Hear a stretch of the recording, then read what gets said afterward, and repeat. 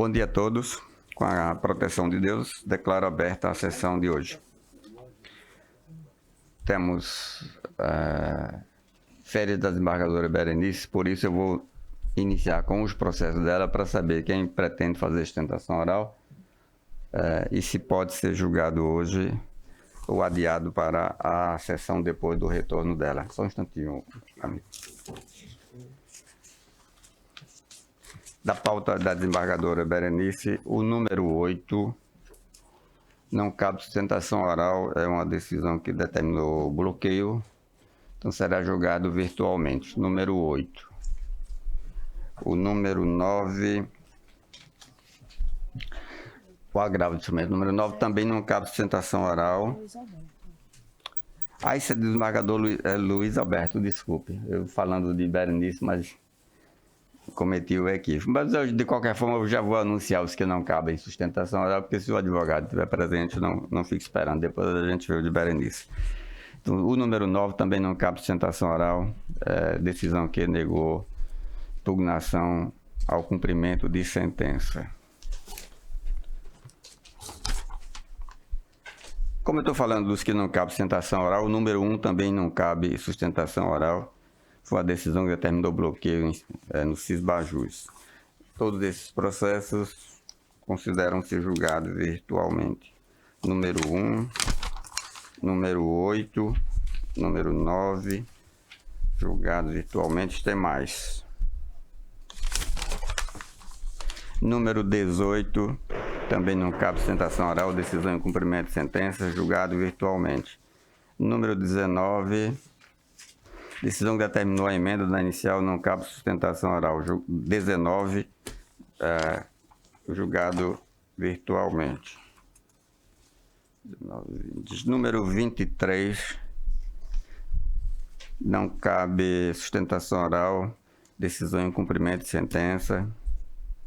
E número 24 também não cabe sustentação oral, decisão em cumprimento de sentença.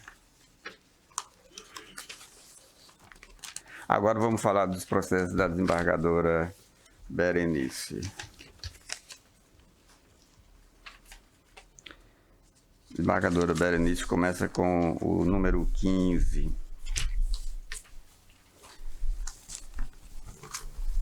Número 15, agravo de instrumento 080 61 17 05. Algum advogado para fazer sustentação oral?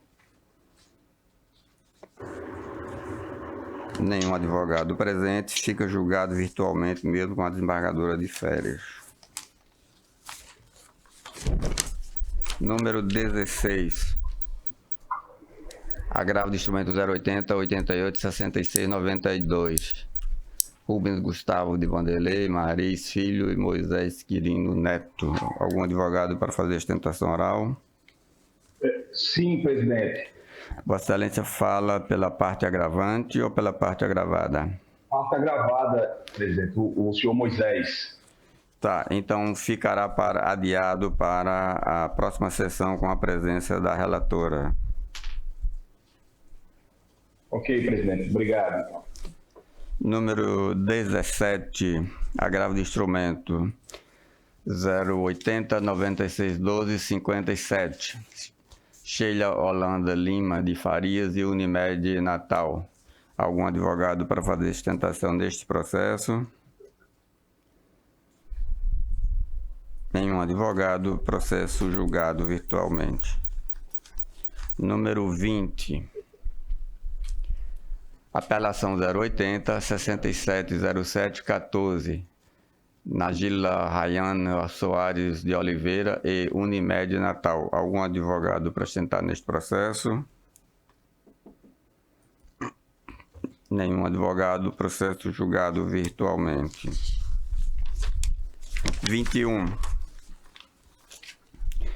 Apelação 083 62 46 59. Arthur Monteiro Bortoletti Júnior e outros e Alessate Combustíveis S.A. Algum advogado para sentar neste processo? Desembargador. Este processo será adiado porque precisa de ampliação de quórum e a relatora está de férias, então será julgado quando do retorno da desembargadora relatora, desembargadora Berenice, com ampliação de Agradeço. quórum. Processo adiado. 22. Apelação 084, 16, 21, 41.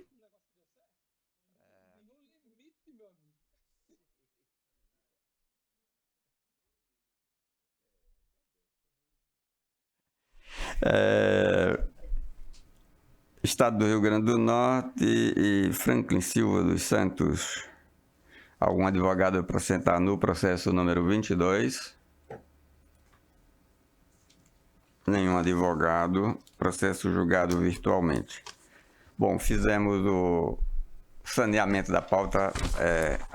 Vamos seguir a ordem numérica agora.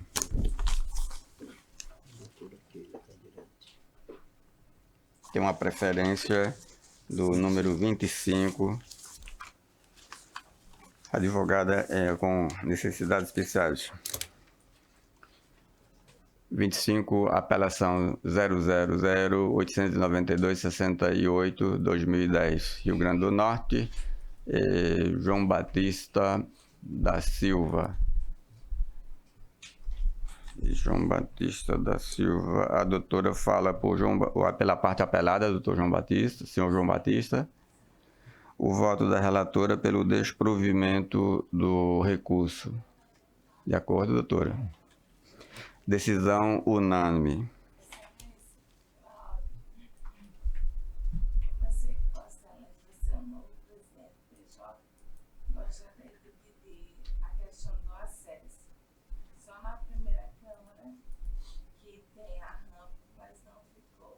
Adequada.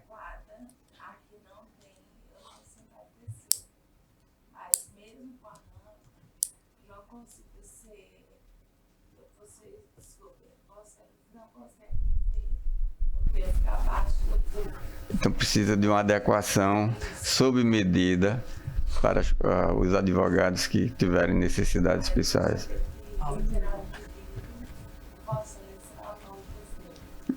Se o presidente não resolver, alguém tem que resolver, não é? Verdade. Tá. Vou registrar seu pedido. Mas eu só serei presidente ano que vem. Na próxima gestão. Tá, mas de repente pode ser resolvido antes. Espero. Eu acho que a solução não é tão difícil de resolver. Tá, tem outras coisas. Mas agradeço a... Obrigada. Tá bom. Obrigada.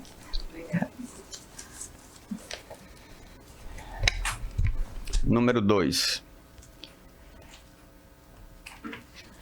Agravo instrumento 081, 07, 62, 73.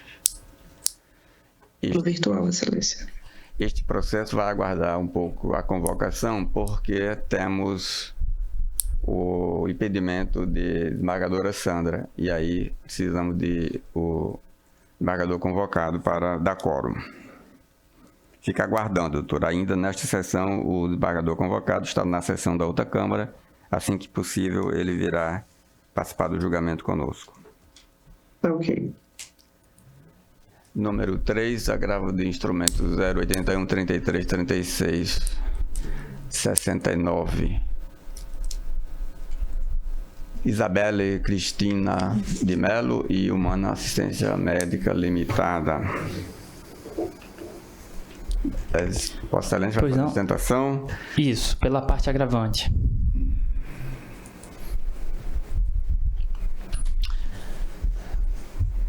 Meu voto é pelo desprovimento, doutor, mas a maioria está concordando com o provimento do agravo. Para reformar a decisão. Para reformar a decisão, sim. Eu agradeço, então, e eu dispenso, Excelência. Tá, então, depois de mim, doutor Luiz Alberto ficará redator para o acórdão. Ok, muito obrigado, uma ótima sessão a todos. Obrigado, doutor.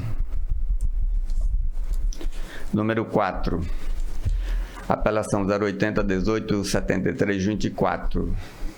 Fardier Logística especializada em cargas especiais limitada e Seven Civilson S.A. Empresas Associadas de Engenharia. O doutor vai falar pela parte apelante ou apelada? Apelada, Serving. O voto do relator é pelo desprovimento do apelo, de acordo? De acordo, excelência. Decisão unânime. Muito obrigado. Bom trabalho a todos. Obrigado, bom dia. Número 5. Apelação 081, 210986. Maria de Lourdes Medeiros Pimenta, Instituto de Previdência do Servidor do Estado. Algum advogado para fazer sustentação neste processo? Sim, meritíssimo. Pela parte apelante. Meu voto é pelo provimento do apelo de Vossa Excelência, de acordo? Sim, de acordo. Decisão unânime. Recurso provido à unanimidade. Obrigado, bom dia a todos. Obrigado, bom dia. Número 6. Apelação 081, 71, 83, 48. Ruth Luiz Dantas da Costa e Apvida Assistência Médica Limitada. Doutor Bruno. Meu voto é pelo provimento parcial, doutor Bruno. Deixa eu ver em que termos, que aí Vossa Excelência falará sobre o que não lhe atendeu. Acho que é questão de uma pessoa lá. O recurso da parte autora para reconhecer sua sucumbência mínima. Então, estou dando provimento parcial para reconhecer a sucumbência mínima da parte. Só para... Isso, para a Apvida, por isso que é parcial. Aí a outra parte é aquela que, tradicionalmente, Senhor presidente, eu vou abrir mão da sustentação oral, mas eu não posso deixar de registrar, afinal de contas é a primeira vez que eu estou comparecendo ao tribunal depois da ascensão de Vossa Excelência à presidência. E eu preciso, do fundo do meu coração, realmente deixar registrado, porque eu fiquei muito feliz quando eu vi a notícia da sua eleição, porque eu, Bruno, tenho a certeza absoluta que nós estamos diante de um presidente que irá fazer jus ao cargo que vai ocupar. Desembargador Ibanez, o senhor, não, na magistratura do estado do Rio Grande do Norte, eu posso nominar que está entre os mais sérios e justos que eu já me deparei até hoje. Doutor Ibanez, desembargadora Sandra, às vezes a gente está sustentando aqui, ele está ali, ó, trabalhando, ó, mas ó, com o ouvido atento a fazer justiça. E isso a gente precisa ressaltar. Então, parabéns, desembargador. Boa sorte em 2025. Não posso também deixar de... É uma pena, desembargadora Sandra, que a senhora agora como corregedora vai passar 2 anos aí fora, né?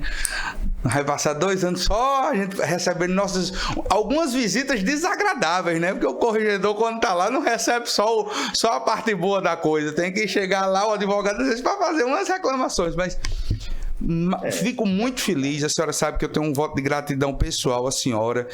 Tenho absoluta certeza que esse biênio que virá pela frente, a composição, mais do que nunca, estará atenta às demandas do tribunal, sobretudo quando a senhora tem uma história da magistratura do estado do Rio Grande do Norte e, além disso, no lugar de quem Vossa Excelência ficou, que é desembargador vigente, sempre presente nas nossas vidas. Então, desembargador, estou abrindo mão da sustentação, mas não poderia deixar de fazer o registro. Parabéns e, se Deus quiser, que esse tribunal cada vez mais esteja à disposição da sociedade e do jurisdicionado, principalmente. Muito obrigado.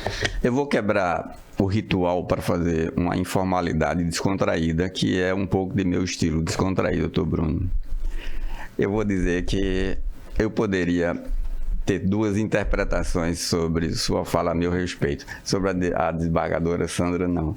É 100% verdadeiro. Mas a minha, eu fiquei aqui a dizer, e se eu interpretasse diferente?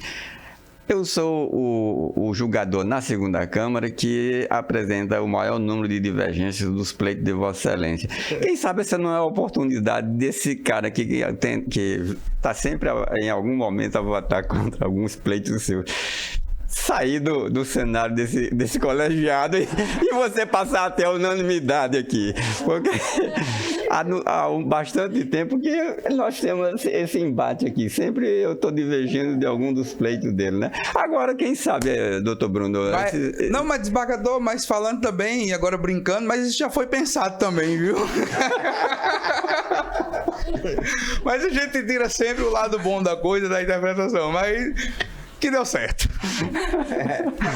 Exatamente, mas tem que ser justo. Uma coisa é quando uma divergência, ela não se baseia numa fundamentação jurídica. Eu concordar ou não com a fundamentação do senhor é totalmente diferente. Mas quando é para ser justo, é para ser justo. Bom, é feito o esclarecimento e a brincadeira nessa ocasião. Agradeço as palavras de Vossa Excelência.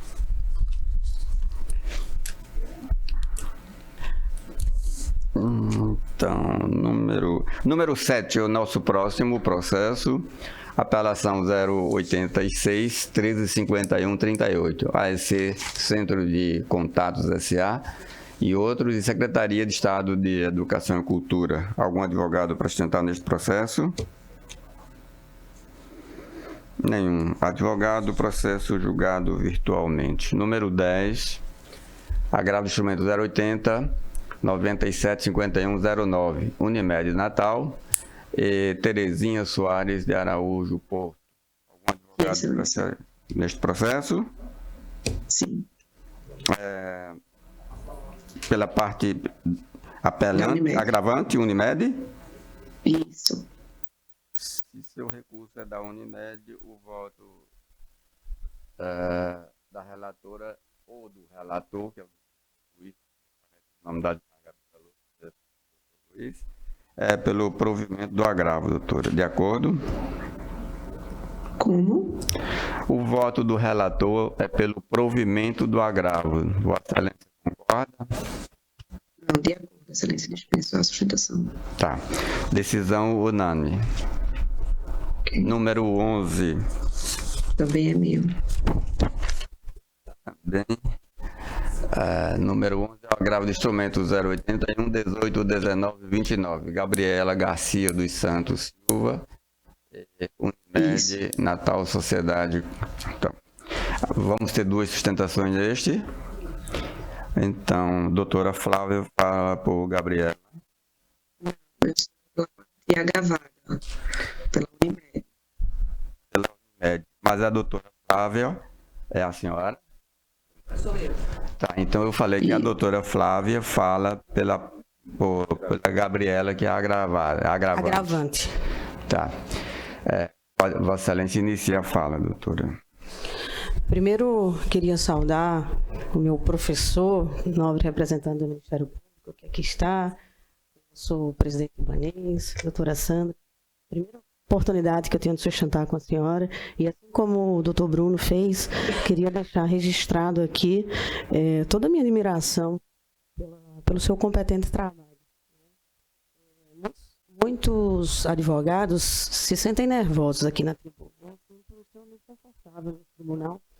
Meu avô foi desembargador aqui há muito tempo, certamente foi professor de alguns de vocês, como foi do meu nobre professor, doutor Amaro Marinho. Certamente foi professor de vocês na universidade. E eu fico muito confortável aqui, principalmente para falar de um tema que eu sou apaixonada, que é o direito da saúde. Sou professora nesse tema e exerço minha profissão com bastante afinco. Hoje eu vim falar sobre uma demanda específica que trata-se de cirurgias reparadoras pelo plano de saúde. Nesse caso específico, a agravante, doutor Libanez. Nós vamos precisar suspender o julgamento, porque verifiquei que a desembargadora Sandra não funciona. Então, nós estamos sem quórum com a convocação. Eu olhei aqui, achei que poderíamos fazer e esqueci o detalhe. Então, nós vamos suspender. Tá. Quando o desembargador convocado chegar, nós chamaremos ele. Doutor Eduardo? Sim. Tá bom. Então, eu aguardo. Tá. Obrigada. Número 12. Apelação 080 39 16 53, Banco do Brasil S.A., Miosotis Comercial Limitada. Algum advogado para sustentar neste processo? Nenhum advogado. Processo julgado. Número 13. Apelação 085 89 71 42, Diego de Araújo Costa, Estado do Rio Grande do Norte. Algum advogado para sustentar neste processo? Sim, Excelência. Bom dia, me escuta? Fala por qual Pela parte apelante, Excelência, em substituição do Dr. Aguinaldo, já está com subestabelecimento nos autos.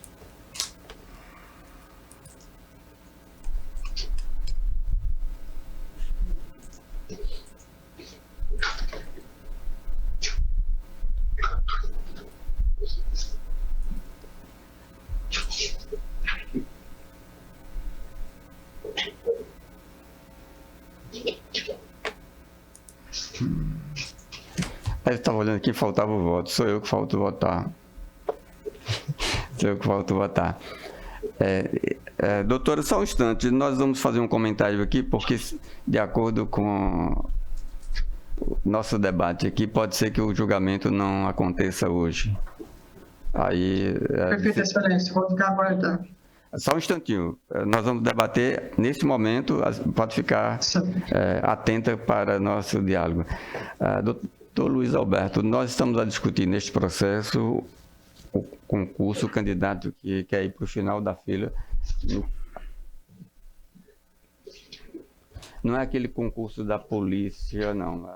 Que exigia tal questão do diploma de nível superior. É isto não?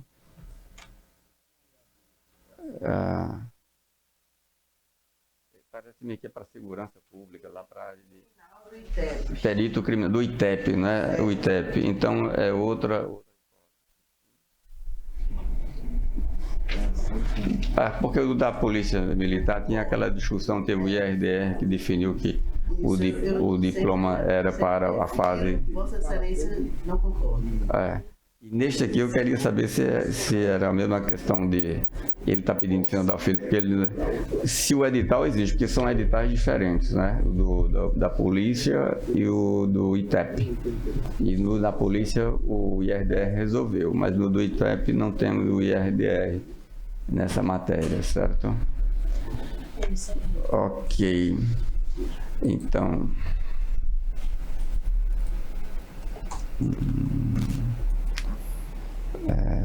Ok. Doutora, o voto do relator pelo provimento parcial do recurso.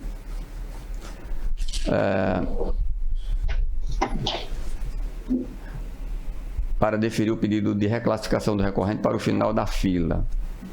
O resultado do certame. Isso atende a Vossa Excelência? Lá na vara também. Sim, Excelência. Nesse caso, eu dispenso sustentação. Então, está decidido a unanimidade. Deixa eu ver o que foi mais que lá. Número 14. Obrigada, Excelência. Bom trabalho. Ok, obrigado.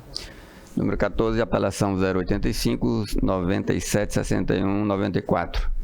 CLC Empreendimentos Imobiliários Limitada, Roosevelt Barbosa Amaral.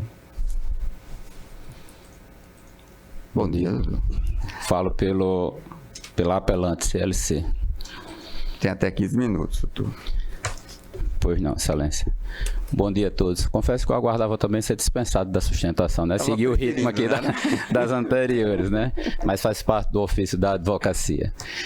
Inicialmente, me acostar às palavras do Dr. Bruno, da colega aqui, quanto à nova gestão que se avizinha para o nosso Tribunal de Justiça.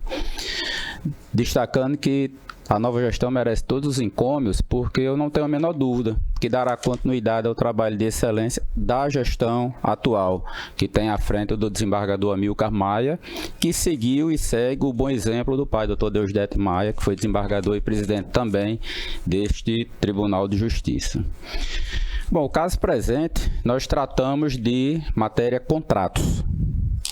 Contrato de prestação de serviços de corretagem de imóveis. Corretor de imóveis, qual a função dele? Como está previsto na legislação? Primeiro, nós temos no Código Civil a função do corretor de imóveis, aonde no seu artigo 725, fazer aqui uma leitura breve do que comanda, diz o que? A remuneração é devida ao corretor uma vez que tenha conseguido o resultado previsto no contrato de mediação, ou ainda que este não se efetive em virtude de arrependimento das partes. É o caso dos autos, excelências. A CLC, uma imobiliária, foi contratada para realizar a venda de um imóvel, contrato que está nos autos, mediante uma remuneração fixa, que também está nos autos. Remuneração essa, inclusive, que quando efetivado o contrato de compra e venda desse imóvel, também constou uma cláusula específica ratificando o pagamento desses honorários. Ou seja, do serviço prestado, que foi a aproximação entre comprador e vendedor, para que se tenha o negócio firmado.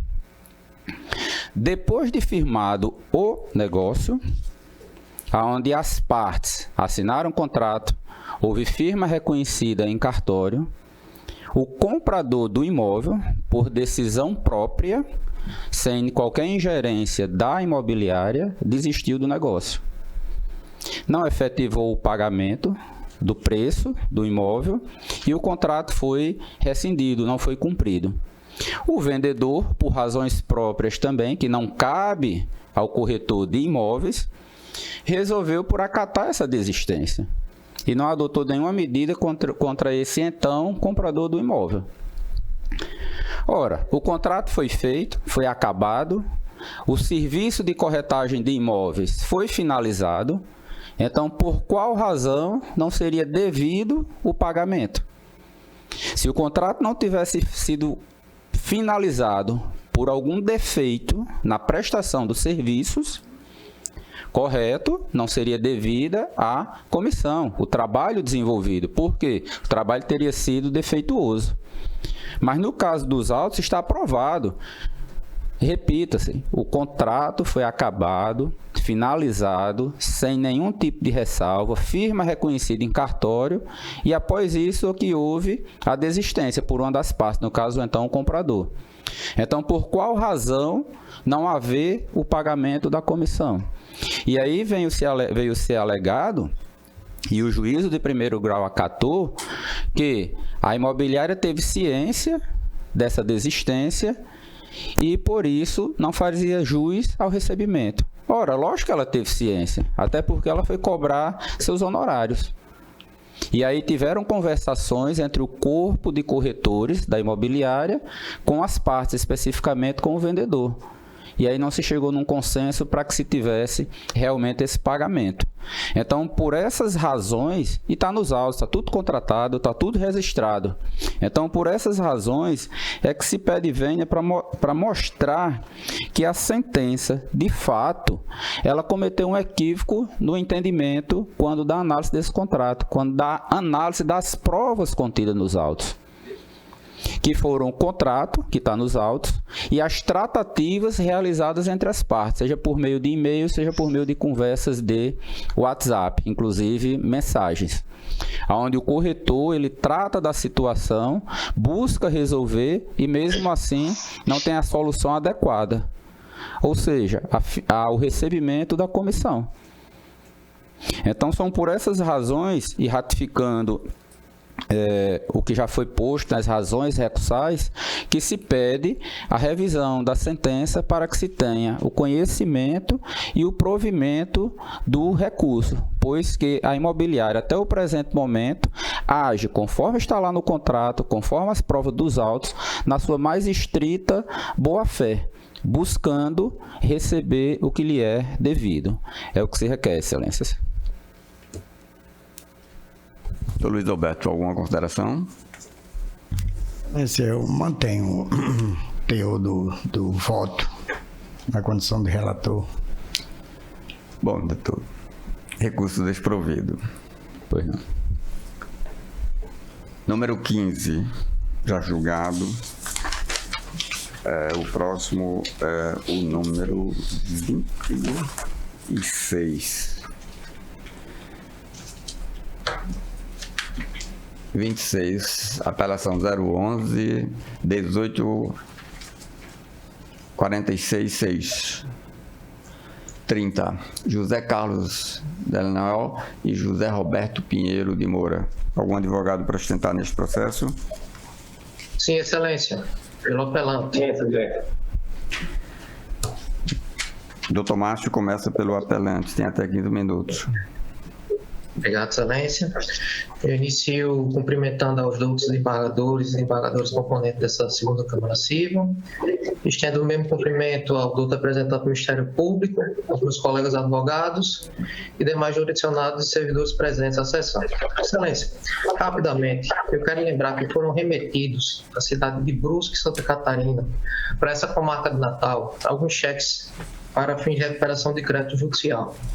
Dentre esses cheques, haviam cheques nominais a uma empresa denominada Alfa e outros nominais ao apelante desse feito chamado José Carlos Delano.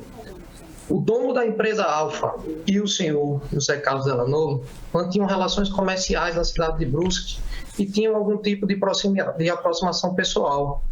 Foi por esse motivo, aliado ao fato do senhor Delano não conhecer nenhum advogado nessa comarca de Natal, que foi convencido a remeter os seus cheques nominais, juntamente com aqueles nominais à Alfa, para o advogado apelado desse feito, proporcionar a recuperação de crédito judicial. Os cheques vieram no mesmo envelope postal, até para fins de economia.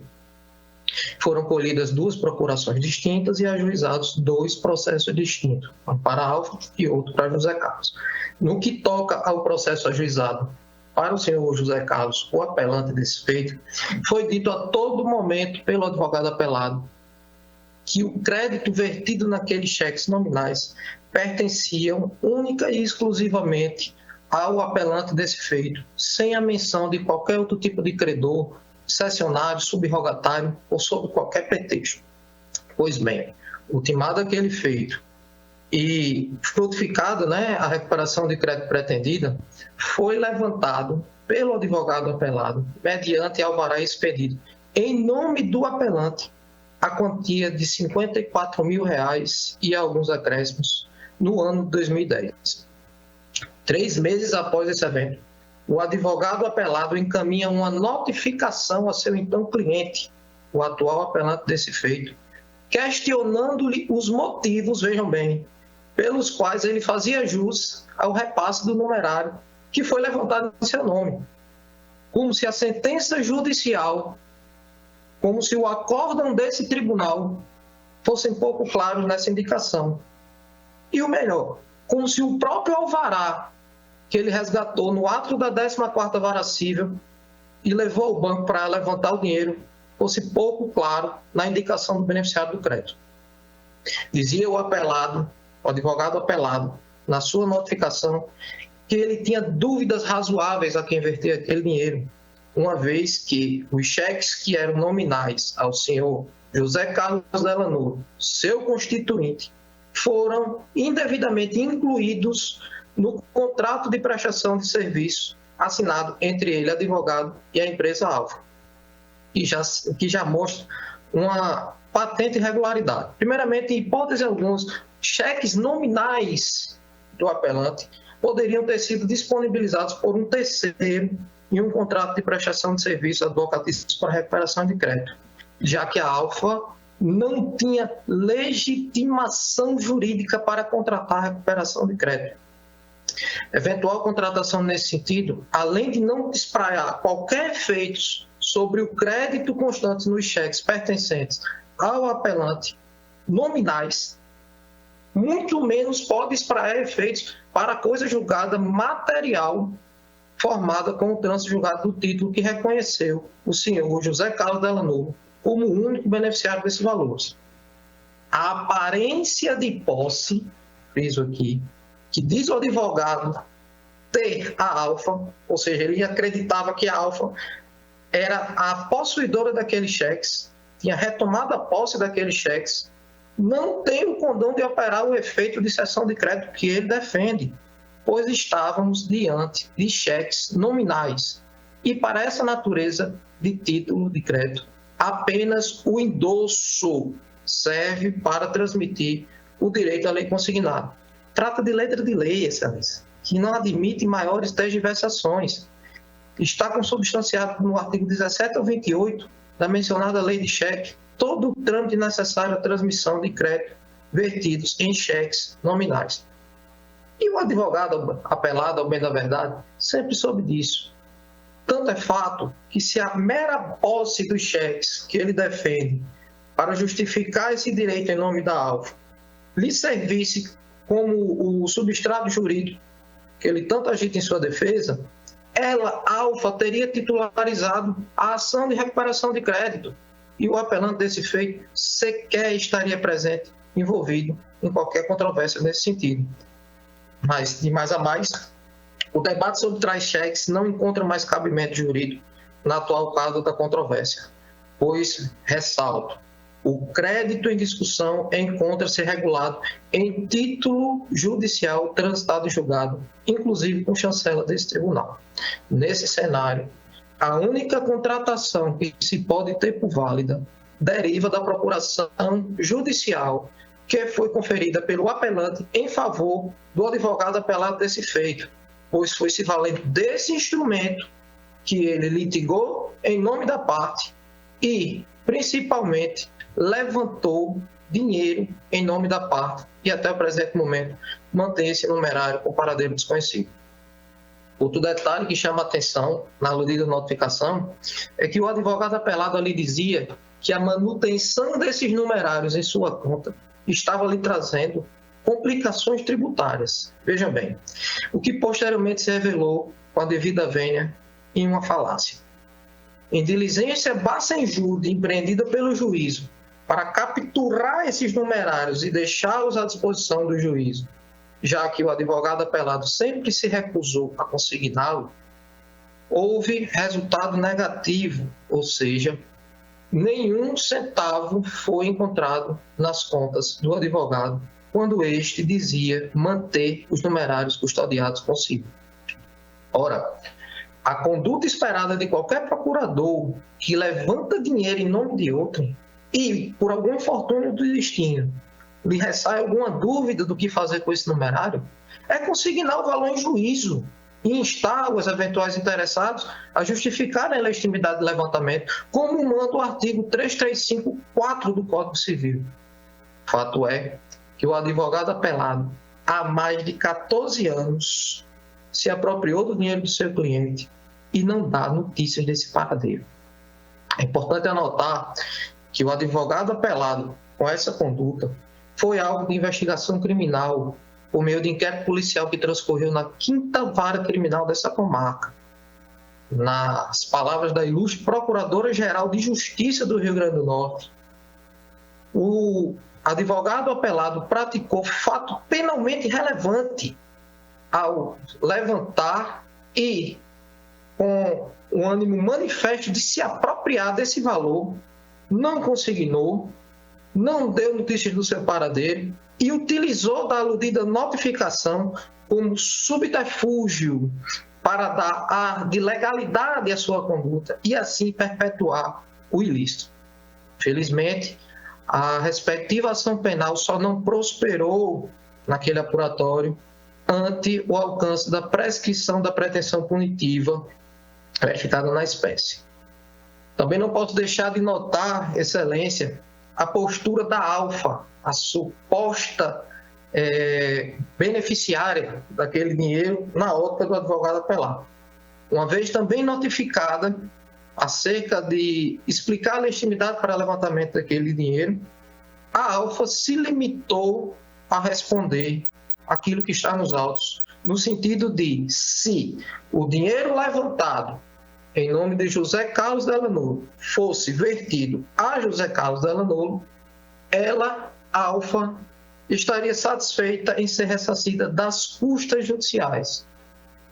Vejam bem, Excelência, quem, se dizendo titular de uma importante quantia, como era R$54 mil no ano de 2010, estaria satisfeita em se ver ressarcida em apenas as custas judiciais pagas para a recuperação desse valor.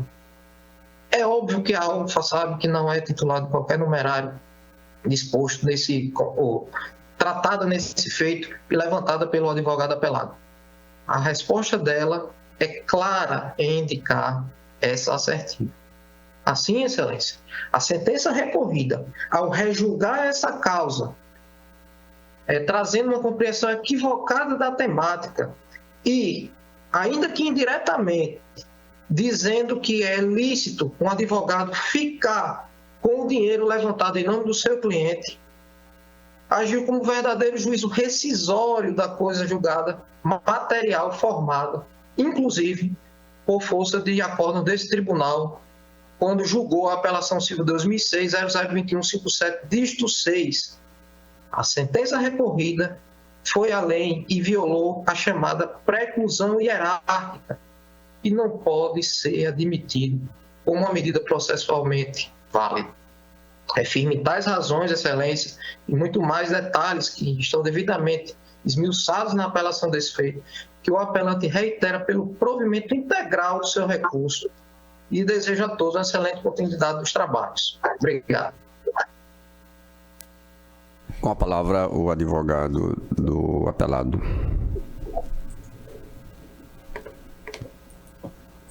Bom dia, excelências.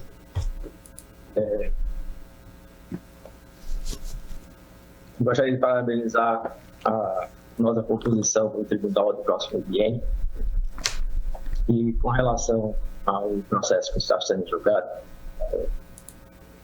em breve sustentação oral, entendemos que a sentença de folhas ainda não carece de qualquer reforma, pois, ultimada a instrução processual, com farta documentação juntada pelo apelado, além da oitiva das partes e testemunhas, comprovou-se que os títulos prescritos motivador da ação monitória não mais estavam na posse do apelante quando do ajuizamento.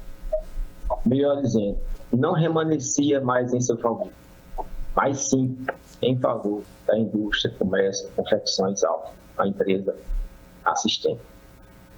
Conforme devidamente comprovado, o apelado foi contratado pela indústria de confecções Alfa para o ajuizamento da referida ação monitória, que culminou no recebimento do crédito, circunstâncias que motivou 2 notificações judiciais formuladas pelo apelado quanto à titularidade dos valores recebidos para fins de transferência, medida esta de extrema cautela pelo apelado. A apelante mentiu em sua inicial quando afirmou ter contratado os serviços advocatícios do apelado, o que restou evidenciado quando, da sua oitiva, ele confessou ter conhecido o apelado naquela audiência de instrução, bem como que o crédito pelos cheques seria seu, não apresentando qualquer resposta à notificação judicial. E, em juízo, abstendo-se de trazer aos autos qualquer prova ou garantia que os créditos seriam seus. As provas correlacionadas evidenciaram a tese apresentada pelo apelado e pela empresa assistente, de que o contrato de prestação de serviços foi firmado entre esses, ficando o apelante no polo ativo da ação monitória, em razão tão somente de ainda constar seu nome nos aludidos títulos que foram enviados para julgamento pela empresa assistente, pois esta já havia reavido os referidos títulos por meio diverso do endosso, que tem efeito de seção civil, artigo 919 do Código Civil. Estou evidente que o apelante não devolveria os títulos de crédito sem receber o valor que lhe era devido ou alguma garantia. E não havendo nenhuma comprovação nesse sentido, ou em sentido contrário, em sentido contrário, prevaleceu a ocorrência de pagamento, contra-pagamento pela empresa assistente, de modo que a eventual procedência da presente ação deste processo implicaria em enriquecimento ilícito sem causa, por duplicidade de pagamento para apelante, fala o apelante, já que recebeu anteriormente o valor de cheques, não existindo fundamento para esta cobrança. Por conseguinte, não há que se falar em danos morais indenizáveis, inexistindo ilicitude ou abuso de direito capaz de ensejar a procedência do pedido autor. Diante dessa breve sustentação, requer a manutenção da respeitável sentença de folhas, em todos os seus termos, com a majoração da sucumbência em 20% sobre o valor atualizado da causa. Essas são as razões finais, a sustentação que eu gostaria de fazer. Obrigado, Excelência. O voto da relatora é pelo desprovimento do apelo. Decisão unânime. Número 27. Apelações e remessas necessárias 0800 195 71. Siemens Energy Brasil Limitada e outros, Estado do Rio Grande do Norte. Algum advogado para sustentar neste processo? Presente, senhor presidente. Fala pelo... O apelante é o Estado. E a apelante e apelado tem a remessa, não é? Vossa Excelência fala, perfeito, então, pela empresa. Fala em nome da Siemens, perfeito.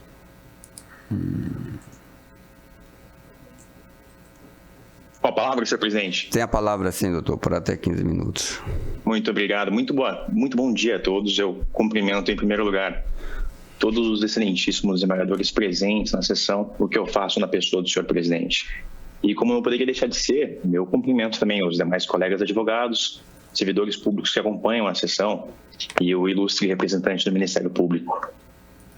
Senhora desembargadora Sandra, eu prometo que minha sustentação será breve, porque eu acredito que vai acontecer em proveito de todos os presentes na sessão. Se a senhora me permitir, eu pretendo começar pelos fatos que envolvem o processo. Quais são os fatos? Diante de suposto não pagamento de tributo, o Fisco do Estado inseriu no seu sistema de controle e cobrança, os sistemas eletrônicos do Fisco, débitos de ICMS em nome da Siemens Energy Brasil Limitada, sem a prévia lavratura de auto de infração e instauração de processo administrativo. Peço vênias para repetir para os senhores. O Fisco inseriu débitos que julgava supostamente devidos diretamente nos seus sistemas, sem a prévia lavratura de auto de infração e instauração de processo administrativo. Por conta da inserção desses débitos em seu sistema, o Fisco também submeteu a empresa ao regime de antecipação da cobrança do ICMS, que é aquele que obriga a empresa a recolher todo o tributo devido ao Estado quando da entrada de bens destinados ao seu estabelecimento em território potiguar. Pois bem, excelências, estabelecidos quais são os fatos? Primeiro, a cobrança de tributos sem auto de infração e sem processo administrativo, bem como a submissão da empresa ao regime de antecipação do tributo. Temos aqui diante de nós a ação ordinária movida pela Siemens para discutir justamente esses dois temas de direito. O primeiro é o direito da empresa de se defender no âmbito administrativo de cobranças tributárias, com a prévia lavratura de auto de infração e instauração de processo administrativo. E o segundo, claro, é a inconstitucionalidade do mecanismo de cobrança antecipada do ICMS que foi estabelecido sobre a empresa pelo Fisco Potiguar. Processado o processo, a sentença de origem, eu peço vênias para rememorar aos senhores, foi de parcial provimento da demanda. Primeiro, ela reconheceu a inconstitucionalidade e a ilegalidade, inclusive, da cobrança de imposto sem prévia lavratura de auto de infração e sem prévia instauração de processo administrativo. E, portanto, anulou as cobranças fiscais que eram feitas pelo Fisco. Contudo, a sentença afirmou ser legítimo o regime de antecipação do ICMS que foi estabelecido sobre a empresa, sob o argumento de que ele contraria a previsão em lei. E esse fato, segundo a sentença, seria suficiente para se atender à tese fixada pelo STF no julgamento do tema de repercussão geral 456. Diante da sentença, excelências, ambas as partes interpuseram recurso de apelação, como se orientou o senhor presidente nesse momento. Pois bem, diante desses fatos, quais são as razões, então, que levam à necessidade de reforma da sentença na parcela em que julgou a ação improcedente? A sentença contém um equívoco sério na aplicação do tema de repercussão geral 456 do STF, desembargadora Sandra. A sentença ela até acerta ao afirmar que o Supremo afirmou ser possível a exigência do ICMS sobre antecipação por meio de lei estricto sensu. De fato, isso afirmou o STF. Acontece, senhor presidente, que no julgamento do mesmo tema de repercussão geral 456, o STF afirmou que a previsão do regime de antecipação em lei não é suficiente para que o regime seja constitucional. O Supremo afirmou, senhor presidente, que todos os elementos da obrigação tributária, no que concerne a antecipação, devem estar presentes em lei, sendo vedada a delegação genérica da matéria da antecipação a decreto do Poder Executivo, ou melhor, em outras palavras, ao RICMS do Estado. E aqui, excelências, eu peço vênia para os senhores para ler aquilo que consta na ementa do tema de repercussão geral 456. Abre aspas. No regime de antecipação tributária sem substituição, o que se antecipa é o critério temporal da hipótese de incidência, sendo inconstitucionais a regulação da matéria por decreto do Poder Executivo e a delegação genérica contida em lei, já que o momento da ocorrência do fato gerador é um dos aspectos da regra matriz da incidência submetido à reserva legal. Pois bem, excelências, vejam mais uma vez o que afirmou o Supremo. É inconstitucional a regulação da matéria por decreto do Poder Executivo e a delegação genérica contida em lei. E esse caso aqui, desembargadora Sandra, é justamente o caso do Estado do Rio Grande do Norte. A Lei 6968 faz delegação genérica do regime de antecipação do imposto para o regulamento do ICMS do Estado. Para que os senhores não tenham dúvida com relação ao tema, basta que confiram a redação do artigo 37, parágrafo 1º da Lei 6968 de 96. A leitura desse dispositivo, excelências, deixa claro que a lei que regulamenta o ICMS, que disciplina o ICMS no âmbito do Estado, não trata do regime de antecipação do imposto, senão para delegá-lo para o RICMS. Veja, desembargadora Sandra, uma vez que a lei contém delegação genérica da matéria e que o Supremo rechaçou a possibilidade dessa conduta em julgamento firmado sobre repercussão geral, manifesta a inconstitucionalidade do regime de antecipação instituído pelo Estado. Para eventualmente ajudá-los, excelências, no julgamento do caso, eu me sinto obrigado a apontar que esse mesmo Tribunal de Justiça Potiguar já reconheceu em diversas oportunidades a inconstitucionalidade desse regime de antecipação que foi instituído pelo Estado e o fez, inclusive, à luz do tema de repercussão geral 456. Apenas a título exemplificativo, eu rememoro aos senhores os julgados proferidos pelos desembargadores Marta Santana Costa Barbosa, Amaury Moura Sobrinho e Expedito Ferreira, todos que são mencionados nos memoriais que foram encaminhados aos senhores antes do início da sessão e também nos memoriais que foram juntados ao processo em data recentíssima. E todos esses julgados desse mesmo Tribunal de Justiça são recentíssimos. Foram proferidos entre 2023 e 2024, à luz do entendimento firmado pelo Supremo em repercussão geral. Pois bem, excelências, diante desses fatos, esse mesmo entendimento que foi esposado por este tribunal naquelas ocasiões merece ser aplicado nesse caso, inclusive sob pena de ofensa à isonomia. E, por fim, excelências, tratando agora da apelação interposta pelo Estado, a empresa pede o seu não conhecimento. Isso porque, diante da sentença proferida no processo, o Estado compareceu nos autos com petição para renunciar ao seu direito de recorrer. Mesmo assim, em momento posterior, apresentou recurso, em manifesta conduta contraditória. Os fatos, excelência, falam por si só, pelo que eu poupo os senhores de maiores considerações. E se a apelação do Estado sequer merece ser conhecida, o reexame necessário, claro, merece seguir seu curso ordinário, o que nós ressaltamos apenas para se aclarar o conteúdo, a extensão desse pedido de não conhecimento do recurso do Estado. São por essas razões, excelências, que nós pedimos o provimento da apelação interposta pela empresa, seguidos do não conhecimento da apelação fazendária e da rejeição do reexame necessário. Muito obrigado pela atenção.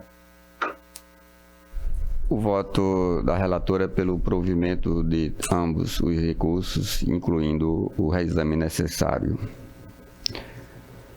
Decisão unânime. O número 20... Hein? Desprovimento de ambos os recursos e da remessa necessária também. O número 28 é a apelação 083, 2770, 81. Márcia Batista de Araújo, Estado do Rio Grande do Norte. Algum advogado para sustentar neste processo? Sim, senhor presidente, via virtual, online. Vossa Excelência fala pela parte apelante, tem até 15 minutos. Obrigado, senhor presidente. Inicialmente, me somando às palavras dos colegas que nos antecederam, gostaria de desejar uma ótima gestão de Vossa Excelência à frente do tribunal e que Deus abençoe vossa gestão. E sendo também a primeira vez que estou aqui após a ascensão de doutora Sandra como desembargadora, também cumprimentá-la no exercício da função e dizer que dá satisfação de reencontrá-la desta vez na Câmara Civil, tanto que nós já nos encontramos na turma Recursal, da qual ela fazia parte. E esse caso de hoje não é diferente daqueles que nós levamos à época, doutora Sandra, tem a ver com uma indenização pelo tempo de espera da aposentadoria de uma servidora pública que fez jus à aposentadoria no dia 16 de maio de 2018, fez o pedido da aposentadoria no dia 17 de maio, um dia depois, e muito próximo ao início da vigência da Instituição Normativa do IPERN, número 1/2018. O processo foi recebido normalmente pela DIREC e foi despachado lá, como nos procedimentos, da forma do procedimento anterior, como se fazia no dia 21 de maio de 2018, só que a certidão de tempo de serviço que servia para instruir o processo da aposentadoria, e na época fazia parte das competências da forma como vinha sendo feito o processo, só foi lavrada no dia 31 de 8 de 2020. Esse documento está no ID 25854993, página 10 dos autos. E assim que a documentação foi recebida pela servidora, já na período de transição do procedimento anterior para o novo, pela Instituição Normativa, foi que em 21 de setembro de 2020, a parte deu entrada no IPER na aposentadoria. A aposentadoria só foi concedida no dia 20 de 2 de 2021. Ou seja, entre o primeiro pedido de aposentadoria feito em 17 de maio de 2018 até a publicação, transcorreram 33 meses de espera pela aposentadoria da servidora, período no qual ela permaneceu trabalhando. Então, é por essa razão que nós pedimos que fosse concedida a indenização pelo tempo de espera da aposentadoria. O juízo, de primeiro grau, a sentença entendeu que apenas um período menor fosse indenizado, ou seja, a partir do momento que ela deu entrada no IPERN até o ato da publicação da aposentadoria, desconsiderando todo o período anterior do primeiro requerimento que foi feito. Então, o nosso recurso aqui é em razão de estender esse tempo de indenização até o dia 17 de maio de 2018, foi quando ela fez o pedido inicialmente. Se por acaso Vossas Excelências entenderem que o pedido anterior, esse de maio de 2018, não deve ter sido entendido como de pedido de aposentadoria, mas sim de pedido de documento, alguma coisa que o valha, uma coisa semelhante, nós pedimos também, nesse recurso, subsidiariamente, que o Estado seja condenado a arcar com a indenização pela demora na expedição dos documentos, nesse período de maio de 2018 até 20 de setembro, quando foi dada entrada no IPERN, e o IPERN seja condenado a partir, como já está condenado na primeira instância, a partir do momento da entrada do requerimento até a concessão da aposentadoria. E nesse sentido, chamando a atenção de Vossas Excelências, nós protocolizamos um pedido de incidente de resolução de demandas repetitivas nos autos, está protocolado nos autos, para fins de análise dessa situação com relação à indenização pelo período da espera dos documentos, né, da forma como nós colocamos. Então, sucintamente, e a mais para chamar a atenção de Vossas Excelências para essa situação, que são as razões da sustentação oral e do nosso apelo dirigido a Vossas Excelências, e agradecemos a oportunidade. Muito obrigado e bom trabalho a todos. Obrigado. O voto da relatora pelo desprovimento do apelo, decisão unânime. 29. Apelação 085, 1690, 74. Carmela Gugel Feijó. Hein? Não. Desculpa. Não, 28? O 28? 27 não, 28, esse de Márcia. O 28. No sistema aqui está. O 28 está não provido.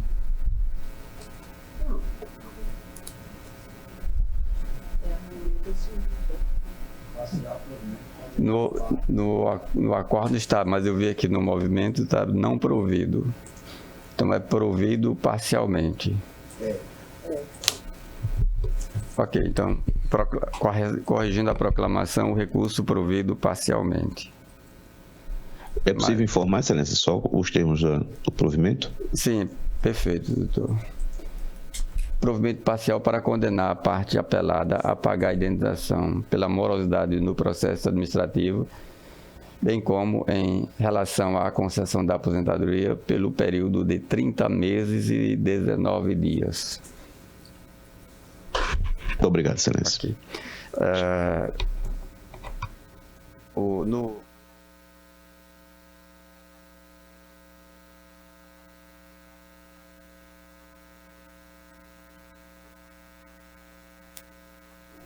Tá. 29, 085, 16, 90, 74. Eu anunciei. A doutora falará pela parte... Pela parte apelante. Pela parte apelante.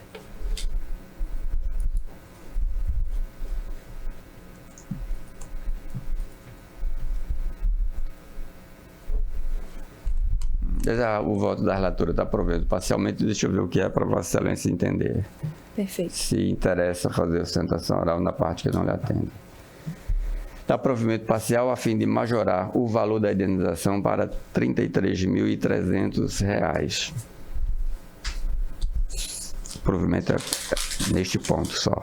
Certo. Eu gostaria de manter, Excelência, a sustentação oral. Pode iniciar. Bom dia a todos, excelentíssimos senhores desembargadores, excelentíssima senhora desembargadora Sandra Lali, nobre representante do Ministério Público. Bem, trata-se de apelação civil interposta pelos herdeiros da autora originária da demanda, Carmela Gurgel Feijó de Melo e Moura, contra a sentença proferida pelo juízo da 18ª Vara Civil da Comarca de Natal, nos autos da tutela antecipada antecedente, ajuizada originalmente por Carmela em desfavor do DNA Center. A sentença de primeiro grau julgou parcialmente procedente o pedido de indenização por danos morais e pela perda de uma chance, no valor de R$ 20 mil, com a compensação do custeio de R$ 6.700, totalizando então R$ 13.300. Porém, o valor da condenação acaba sendo insuficiente para a reparação de todos os danos suportados pela parte autora. A autora originária, diagnosticada com câncer em 2012, se submeteu à biópsia em 2013 durante seu tratamento quimioterápico e radioterápico, e o material extraído foi enviado à empresa ora apelada, DNA Center, e foi encaminhado para a análise do laboratório BAC, em São Paulo. Posteriormente, a autora recebeu o laudo devidamente assinado e timbrado de ambos os laboratórios. Durante todo esse período, ela continuou se submetendo a tratamentos quimioterápicos e radioterápicos e em 2019 foi surpreendida com o agravamento de sua doença, na progressão dos sintomas. Então, a sua oncologista sugeriu que aquele material que havia sido colhido em 2013 fosse novamente analisado, tendo em vista o surgimento de novas medicações e novos tratamentos alternativos que, à época, em 2013, não existiam. Nesse sentido, a autora originária entrou em contato com a apelada e foi surpreendida, naquele momento, com a notícia do extravio da sua biópsia. Assim, infelizmente, muitos de nós já tivemos familiares, já tivemos amigos acometidos por câncer e sabemos que é uma longa batalha e também uma luta contra o tempo. Não só o paciente, mas toda a família se envolve e nutre esperanças diante da ínfima até possibilidade de um novo tratamento, de uma nova medicação que possa trazer uma maior qualidade de vida ou até mesmo o abrandamento dos sintomas, uma maior sobrevida àquele paciente. quando da perda da biópsia, não houve apenas a perda da biópsia, né? Houve a perda de toda a esperança que foi nutrida pela autora originária e pelos seus herdeiros, seus 2 filhos e seu marido.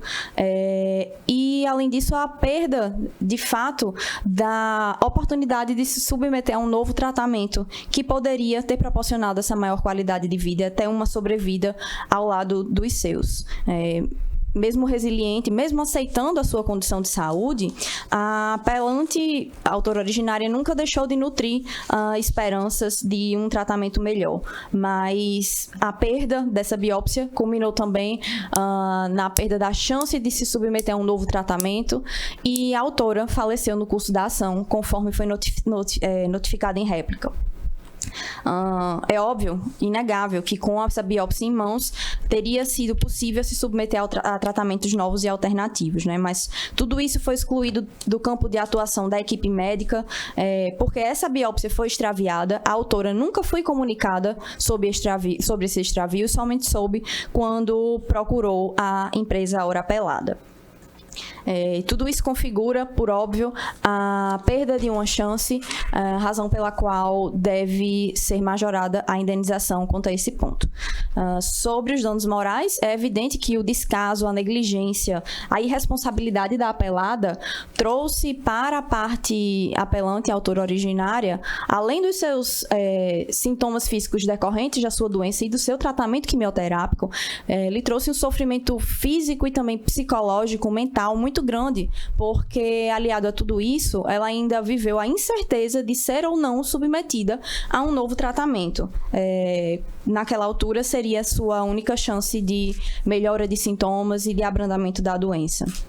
Então, a apelante, a autora originária, foi, sim, tratada de maneira desumana, sobretudo em face do seu quadro de saúde, né? Não se trata aqui de buscar um enriquecimento ilícito, um enriquecimento sem causa, mas sim de buscar uma reparação justa, uma reparação proporcional diante de todo o sofrimento que foi causado à autora originária e aos seus herdeiros ora apelantes, né? O valor arbitrado na sentença, ele não atende à reparação do dano e nem desestimula a condutas futuras, né? Sobretudo, deve-se levar em conta a capacidade econômica da empresa apelada. Assim, requer-se o provimento da apelação para reformar a sentença de primeiro grau no que diz respeito ao valor arbitrado a título de danos morais e também pela perda de uma chance, majorando-se para R$100 mil cada, totalizando R$200 mil. Agradeço a atenção de Vossas Excelências. Alguma consideração, desembargadora Sandra? Mantido o voto, decidido conforme eu anunciei no voto da relatora, à unanimidade. Grata. Número 30, apelação 085, 1957-51. Paulo Roberto Rodrigues Cabral e outros, Marcelo Barbosa Maciel e outros. Algum advogado para assentar neste processo? Em excelência. Bom dia. Bom dia. Pela parte apelante? Exatamente, excelência, pela parte apelante.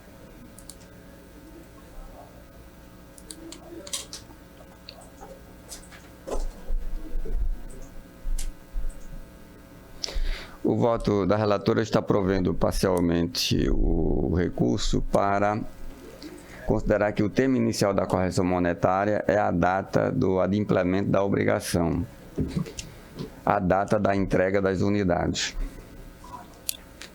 Vossa Excelência poderá, bom dia, doutor Eduardo, poderá falar sobre o ponto que não foi atendido.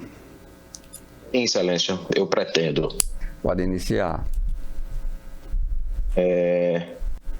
Excelentíssimo senhor presidente, desembargador Ibanez, em nome de quem saúdo todos os demais presentes, o nobre representante do Ministério Público, a excelentíssima senhora relatora, a doutora Sandra.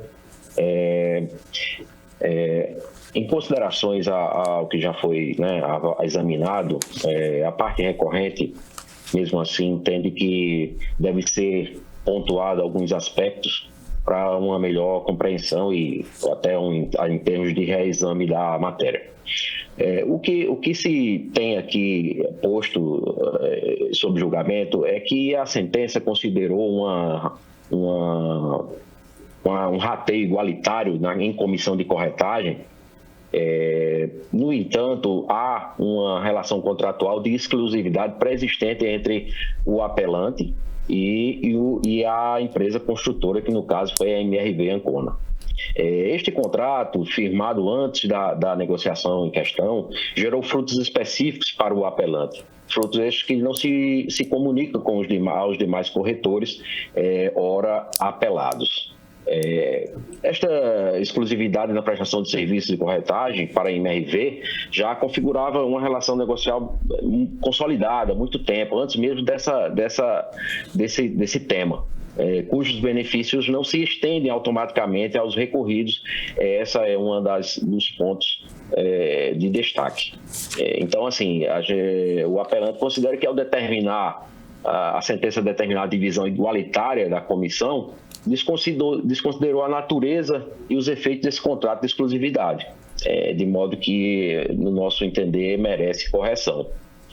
Outro ponto que deve ser levado em consideração, Excelências, é a atuação diferenciada do apelante, até como já relatei. A regra do artigo 728 do Código Civil aplica-se somente quando há atuação idêntica e isonômica dos corretores, o que, no caso, a atuação do recorrente foi contundente e significativa do ponto de vista em relação aos demais recorridos. Ele se envolveu em diversas etapas do negócio, desde as tratativas iniciais, levantamento do solo, obtenção de documentos, até a conclusão definitiva da operação. Então, em razão disso, os recorridos eles fizeram a mera aproximação entre as partes, enquanto o apelante desempenhou um papel de protagonismo e muito mais complexo.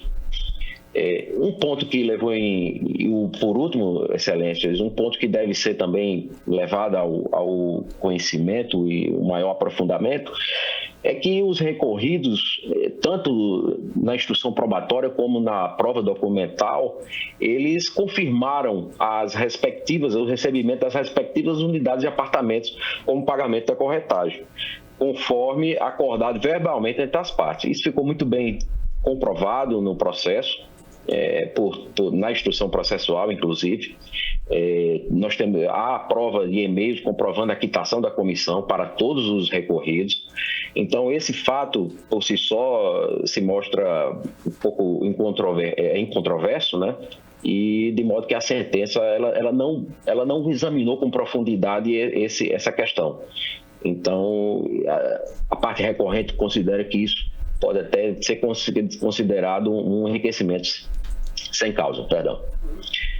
O que se denota comprovado, Excelências, é que a recorrente cumpriu integralmente com o ajuste do pagamento da corretagem, que ficou em termos de uma unidade para cada corretor, e na exata proporção acordada entre eles.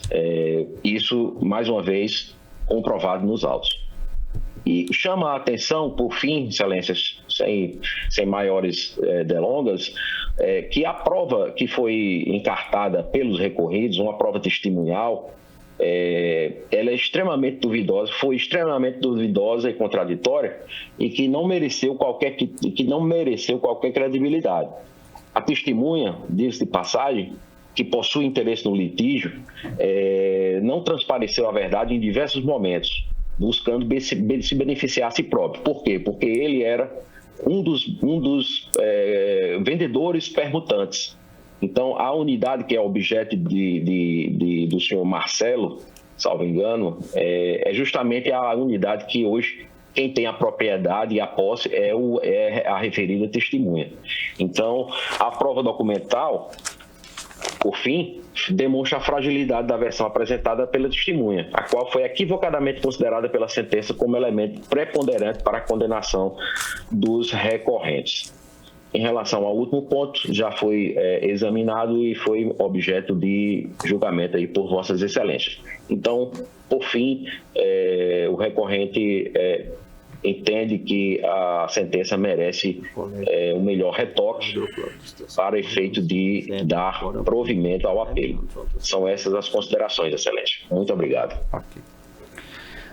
Como eu falei, o voto da relatora pelo provimento parcial, nenhum julgador alterou seu voto, recurso provido parcialmente à unanimidade. Obrigado, Excelência. Aqui temos a presença do Dr. Eduardo conosco para os julgamentos com ampliação de quórum. Ou com o quórum simples mesmo, que é o caso do número 2. Estávamos sem quórum mínimo. O doutor Eduardo chegou. Então, para o número 2, temos o agravo de instrumento 081, 07, 62, 73, que é Unimed e Elida Suziane da Silva. Isso. O que, Excelência? Vossa Excelência fala pela Unimed ou pela usuária do plano, Elida? Falo pela Unimed. Meu voto é pelo provimento do agravo, como foi deferido na tutela de urgência aqui no agravo, doutora. De acordo? De acordo. Dispenso a sustentação, Excelência. Obrigada. Tá. Processo julgado à unanimidade. Eduardo. Acompanha. O seguinte é o número 11. O agravo de instrumento 081, 18, 19, 29. Gabriela K. Garcia e Unimed também. Vossa Excelência ia iniciar a fala quando eu interrompi, porque precisava do doutor Eduardo. Exatamente, Excelência. O bom de começar de novo é que dá para cumprimentar novamente os senhores de novo, né? Agora na presença do doutor Eduardo, que sabe que é um magistrado que eu tenho profunda admiração, a gente já despachou em alguns processos, né, doutor Eduardo, ali no gabinete, cuja racionalidade e o senso de justiça sempre é muito alto. Então, novamente, cumprimento a doutora Sandra, doutor Luiz, meu professor Herbert, doutor Libanês e doutor Eduardo, com muito carinho e com muita felicidade de estar aqui nessa tribuna hoje. Duas coisas que eu adoro fazer: sustentar oralmente, falar e falar sobre o direito da saúde. Como eu havia dito, sou professora e hoje estou à frente da primeira pós-graduação em Direito da Saúde, a única com titulação de MBA do mercado, que a gente está lançando em janeiro. Então, eu amo o tema, falo com muita propriedade, consegui, nesse ano de 2024, escrever um livro sobre o tema de estruturação do escritório, depois eu te mando de presente, Dr. Herbert. E vim aqui falar hoje sobre casos de cirurgias reparadoras, né, em face do plano de saúde. Esse caso a gente tratou no gabinete com o doutor Eduardo, e trata-se, doutor Eduardo, de uma pessoa, de uma mulher de 27 anos que sofre de obesidade desde os 7 anos de idade. Desde os 7 anos de idade, doutor Eduardo, essa pessoa ela vem enfrentando problemas de ansiedade, problemas psicológicos, problemas sociais. A obesidade é uma doença classificada na OMS, portanto, precisa de tratamento. Só para o senhor ter ideia, a agravante chegou a pesar 118 quilos. Ela tinha uma obesidade grau 4 e era considerada super obesa. O IMC dela chegava a 50,4. E a obesidade, ela traz sérios problemas físicos e psíquicos. Ela veio numa constante luta para tentar emagrecimento de forma natural, não conseguiu e precisou submeter a cirurgia bariátrica, que foi, doutor Eduardo, um sucesso. Ela perdeu 55 quilos. Eu peso 55 quilos. O meu peso foi o que ela emagreceu depois da cirurgia. Isso equivale a 23,19 de IMC, que hoje ela se encontra com 26, o IMC dela. E a gente sabe, doutor Herbert, doutor Ibanez, que o tratamento da obesidade, ele é feito em várias etapas. A cirurgia bariátrica é somente uma delas. Logo em seguida, quando o paciente acha que conseguiu a cura, ele se depara com outro problema: excesso de pele. Aqui, excesso de pele na mama, no braço, nas coxas, no glúteo. Um excesso de pele tão terrível que ela se encontra com candidíase em todas as suas dobras. Odor fétido. Vocês têm noção, os senhores têm noção, do que é chegar num lugar e feder? Isso gera um problema não só físico, mas emocional. Ela está com necrose em várias partes do corpo. E essas infecções de pele começaram a trazer outras infecções, abalando o sistema imunológico.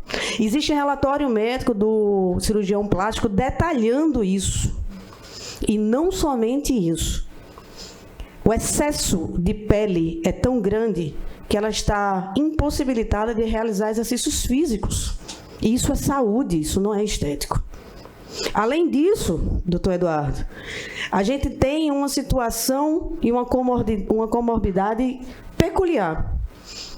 Tem um relatório psiquiátrico e psicológico apontando que ela sofre de bipolaridade. E essa questão da não aceitação do seu corpo gera gatilhos emocionais que pioram o quadro psiquiátrico e psicológico da agravante. Isso quem está dizendo não sou eu, a advogada dela, são os relatórios médicos acostados aos autos.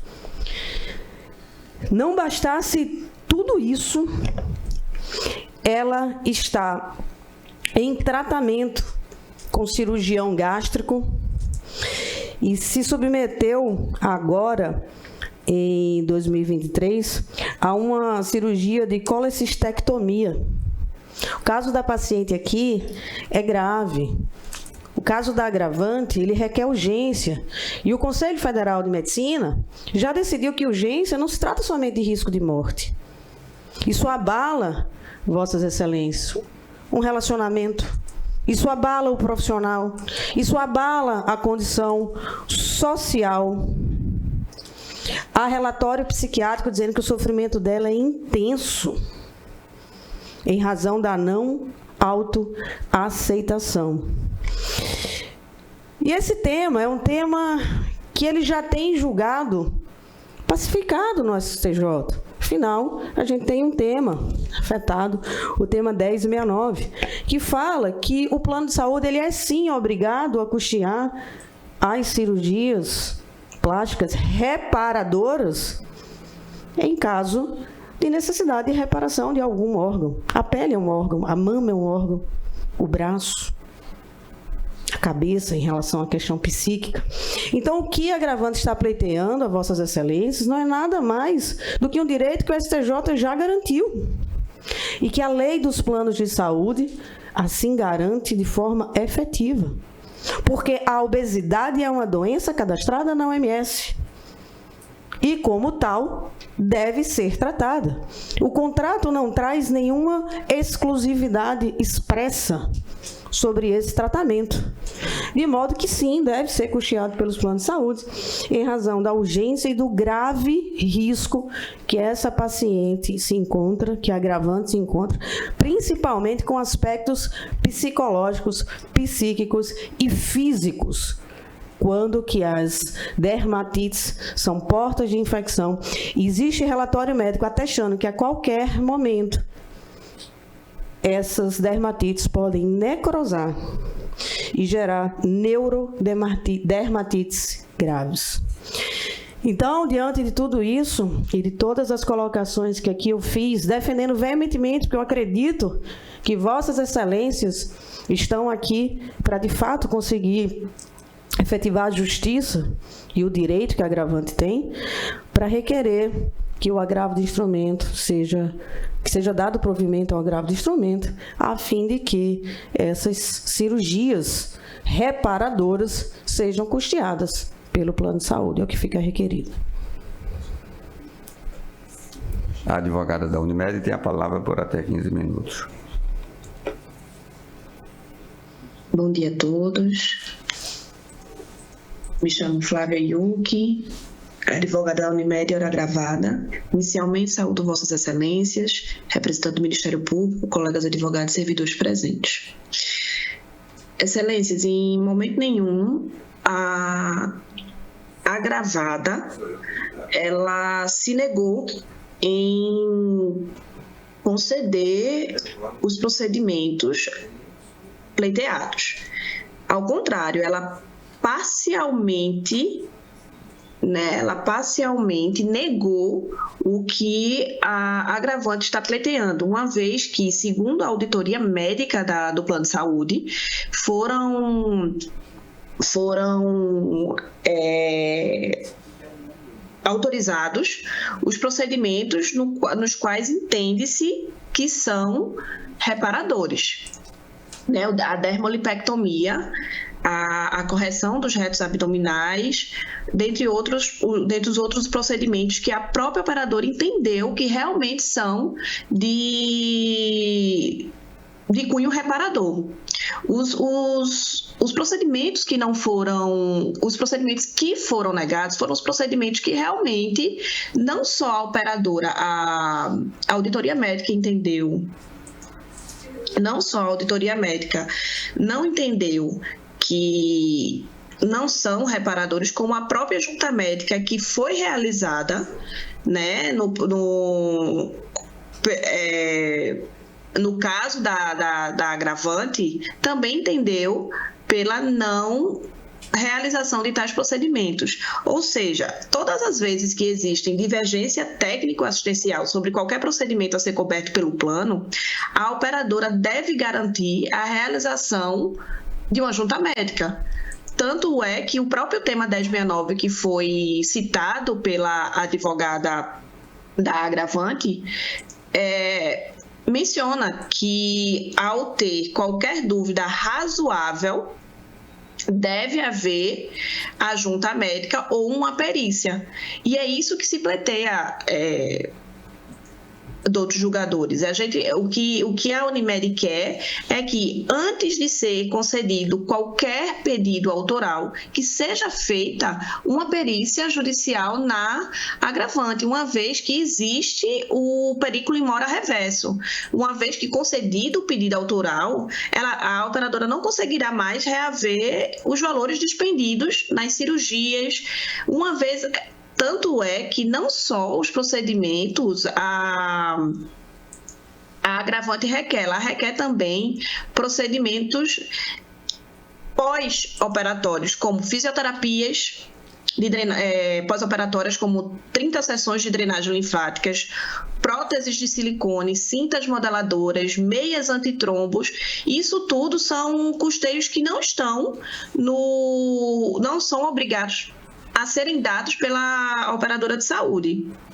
Assim, Excelência, o pedido liminar, se confundido com o mérito da ação, ao ser realizado qualquer cirurgia, qualquer procedimento neste momento, sem a devida perícia judicial, a ação perde o objeto e ocorrerá o esvaziamento do mérito. Assim, o que se pugna é que a agravante espere, ao menos, o deslinde processual para que haja a perícia judicial. Em suma, os pontos a serem considerados para o não provimento deste recurso é a inexistência de urgência e emergência, uma vez que a própria guia de solicitação de internação que foi dada ao plano como solicitação do procedimento foi em caráter eletivo, ou seja, todos os procedimentos estavam descritos como sem urgência ou emergência. A junta médica foi completamente favorável à operadora. Existe um periculo in mora reverso, uma vez que o procedimento custa mais de 100, todos os procedimentos custam mais de R$100 mil. Afronta completamente o tema 1069, uma vez que, havendo dúvidas justificáveis e razoáveis quanto ao caráter eminentemente estético das cirurgias plásticas pleiteadas, deve-se determinar sim a realização de junta médica ou perícia. A junta médica foi devidamente realizada, foi favorável à Unimed. Há um risco de inviabilização econômica, Os laudos médicos são genéricos e similares a diversas outras ações que existem contra a própria operadora de saúde e existe a necessidade da perícia médica, uma vez que a realização da cirurgia antes dela dificulta qualquer exame pericial. Assim sendo, por esses motivos, pugnamos pelo não provimento do presente agravo de instrumento. Obrigada.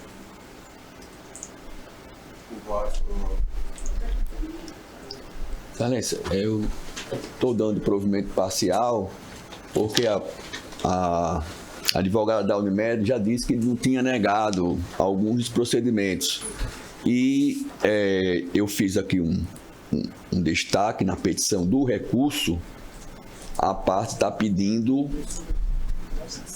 eu fiz aqui e coloquei, a parte está agravante, abdominoplastia, que é a barriga de avental. Isso. Lipoaspiração, mastoplexia sem implante de silicone, braquioplastia, coroplastia e ainda estou indeferindo a torsoplastia torso, né? Torsoplastia inferior e superior. Isso porque eu passei um tempo na segunda câmara e a gente já deferia a barriga de avental.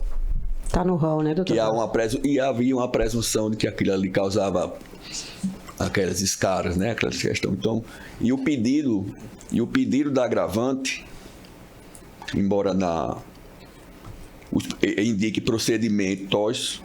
indique procedimentos com prótese, haveria uma contradição. Eu estou deferindo apenas os procedimentos que estão requeridos pela própria agravante. A abdominoplastia, a parte de mastoplexia sem implante de silicone. Então, pronto, meu voto é provimento parcial apenas para esses pedidos. E que a Unimed já disse, e já disse faz tempo, que não se opõe a tais procedimentos. Então, nessa linha, eu dou provimento parcial.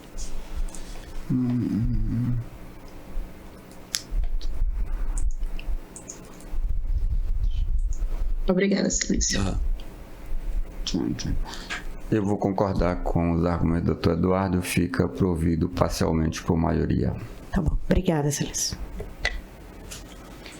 Doutor Eduardo, concluímos os processos de convocação. Concluímos. Muito obrigado. Obrigado. O restante de Vossa Excelência já proferiu o voto. Os outros de Vossa Excelência já proferiu. Sim, tá ótimo. Pronto, obrigado. Eu deixei dois exatamente para isso. E ainda vou para o TRE, mas é um hobby, mais tarde. Tá, não voltando, que eu faço lá no gabinete. Tá, fica a unanimidade, doutora. Doutor Luiz fará a alteração no voto dele. Tá. Falta um. Para doutor Eduardo, não. É o 30 que... O 21. O 21 eu acho que foi adiado, é aquele que tem ampliação de quórum, aí não vai dar. Aí é teria que ter a presença de Berenice, que vai ter sustentação oral. Então, o 31 é o último nosso de hoje, 087 43 67 93. Tiago Haddad Machado e outros, e Delphi Engenharia S.A. Presente, excelência, pela apelada. O advogado da parte apelante está presente também, doutor, iniciará a sustentação. Perdão, excelência, tudo bem.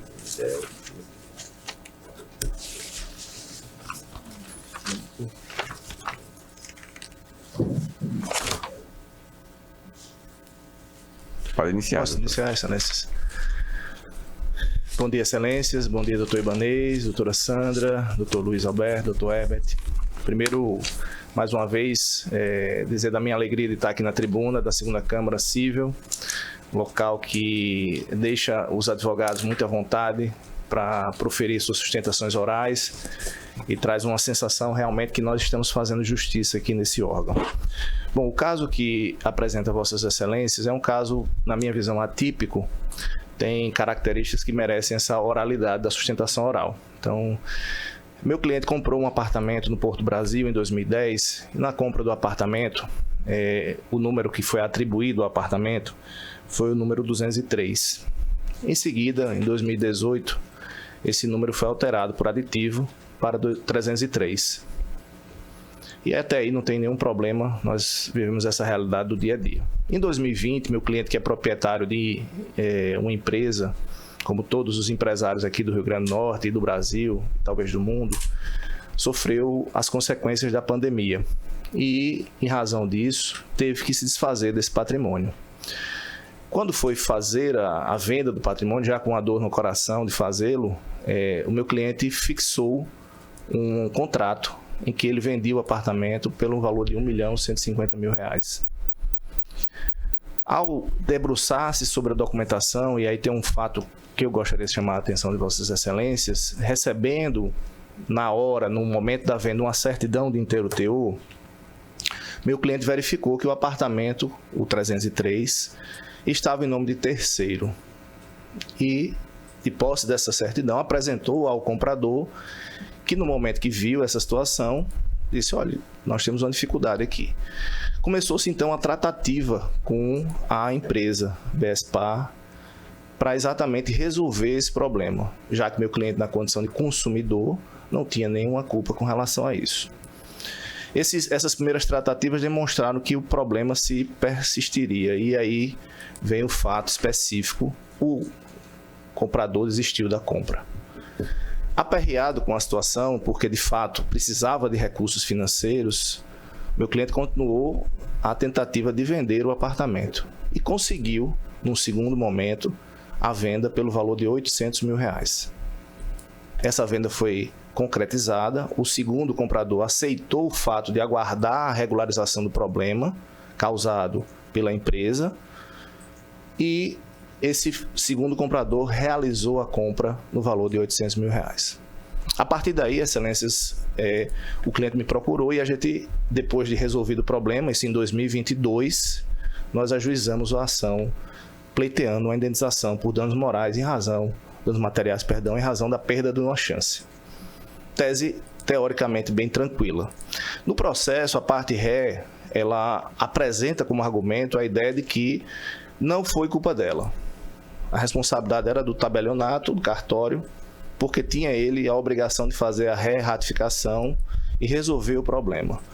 A tese, apesar de ser uma tese não ancorada na legislação, porquanto meu cliente na condição de consumidor e a situação na condição de vinculado ao Código de Defesa do Consumidor não tinha que se averiguar a culpa, levou o juízo a um entendimento, e aí esse entendimento, na nossa concepção, equivocado, com as devidas vênias, de que o que houve efetivamente foi um erro de interpretação das certidões.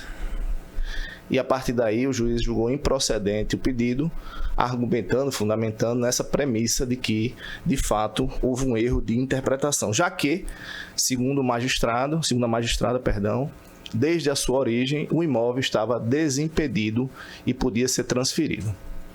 Excelências, eu trago algumas considerações para Vossas Excelências. Primeiro, essa certidão que existe nos autos, dando conta de que o imóvel não estava na propriedade da empresa. Então, essa certidão é relevante porque dá conta, sim, que havia um erro cartorário e um erro da empresa em manter o imóvel em nome de terceiros. Segundo, Excelências, eu trago também um fato que na nossa visão é relevante. Criou-se um grupo de WhatsApp, né? Esse grupo de WhatsApp chamava-se Ações BSPA Vila Real, e nele, foi anexado ao processo, os réus e os autores trocaram mensagem durante 1 ano e meio, para exatamente esclarecer e resolver o problema. Terceiro fato, Excelências, mesmo, e aí eu trago até, no memorial eu coloco isso, uma mensagem de fevereiro de 2022, dizendo assim: Alessandra da BSPA, bom dia a todos no grupo. Sim, estou tratando com a SPU a regularização das titularidades, conforme escrituras reratificadas. Ou seja, inclusive tive uma reunião com a SPU na quarta-feira, pois desde o final do ano passado fiz a solicitação após o registro das escrituras reratificadas. Houve a necessidade, Excelências, de reratificação das escrituras. Todos esses fatos, nós sabemos, sim, tem uma colaboração do cartório, porque tem sim um quê burocrático, até para dar segurança jurídica às situações, mas não exime a empresa de responsabilidade, nem tampouco pode se atribuir a ideia, e essa ideia que me traz aqui à tribuna, de que houve um erro de interpretação numa certidão, doutor Luiz Alberto. Essas mensagens, elas dão conta de que a empresa assumiu para si a responsabilidade de resolver um problema, que havia um problema e esse problema não foi resolvido até 2022, quando, de fato, aí sim, houve a concretização da escritura pública e a transferência da propriedade. Ou seja, meu cliente entrou nesse processo em final de 2020, em razão de uma necessidade econômica, reduziu o valor e só em 2022 ele realmente veio a concretizar. A parte autora, inclusive, leva para o processo o corretor, que fez o trabalho de intermediação dessa primeira venda. E ele, corretor, diz, entre aspas, a certidão do imóvel do Tiago, autor da ação, dos pais deles, estava em nome de outra pessoa. Se não me engano, os permutantes do imóvel. Esse imóvel estava, durante muito tempo, em nome dos permutantes. E esse foi um dos embrólios que gerou essa demora. Então, efetivamente, excelências, e aí também trago esse vetor, nós estamos diante de uma relação de consumo pautada no Código de Defesa do Consumidor, em que um titular de um imóvel não conseguiu realizar a transferência desse imóvel em razão de erros da empresa e corroborados talvez pelo cartório, e com isso teve os seus prejuízos dentro da perspectiva de perda de uma chance materialmente comprovada, danos materiais e também efetivamente danos morais, porque a venda do imóvel tinha um condão de resolver um problema real que havia naquele momento. Dado esses cenários, excelência, a parte apelante requer o provimento do recurso para exatamente que a empresa ré seja condenada no pagamento dos pleitos conforme pleiteado na inicial. Agradeço mais uma vez e espero Vossas Excelências tenham um bom dia. Obrigado. Quem falará pela empresa apelada? Bom dia, Excelências. Faço meus cumprimentos ao excelentíssimo desembargador presidente da sessão, presidente do tribunal, desembargadora relatora e os demais presentes da sessão. Excelências. Doutor, por favor, o voto da relatora está pelo desprovimento do apelo. O advogado da apelante fez as razões, a relatora não alterou o voto. Vossa Excelência ainda quer falar mesmo assim? Não, Excelência, em vista do desprovimento do apelo dos autores, foi dispensada então a sustentação. Ok, decisão unânime.